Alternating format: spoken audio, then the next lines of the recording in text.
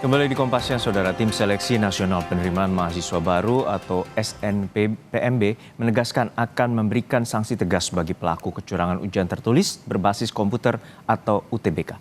Peserta yang terbukti menggunakan jasa joki terancam masuk daftar hitam, sementara pelaku joki yang masih berstatus mahasiswa aktif bisa dikeluarkan dari kampus. Ketua Umum Tim Penanggung Jawab SNPMB 2026 menegaskan sanksi berat diberikan sebagai efek jera bagi seluruh pihak yang diduga terlibat dalam praktik perjokian UTBK. Peserta yang terbukti melakukan kecurangan akan di-blacklist dari proses penerimaan mahasiswa baru. Sedangkan pelaku joki yang tercatat sebagai mahasiswa aktif terancam dikeluarkan atau drop out dari perguruan tinggi. Pihak SNPMB juga mengapresiasi Universitas Negeri Surabaya atau UNESA yang berhasil menemukan dan mengungkap adanya praktik joki terorganisir dalam pelaksanaan UTBK.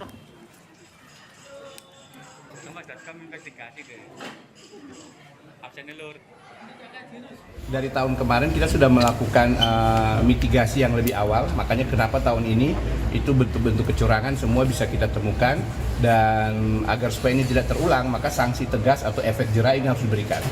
Bahwasanya misalnya peserta itu akan kita blacklist gitu, kemudian bagi pelaku joki yang masih tercatat sebagai mahasiswa aktif itu bisa saja dikeluarkan dari kampus. Pak Joki kebanyakan menyasar ke jurusan kedokteran gitu. Iya, ya, karena memang saat ini jurusan kedokteran dianggap masih sebuah jurusan yang bergengsi, menjanjikan masa depan yang lebih baik, makanya lebih dari 90% kasus kecurangan yang berkaitan joki itu pemilihnya perlu dikeluarkan.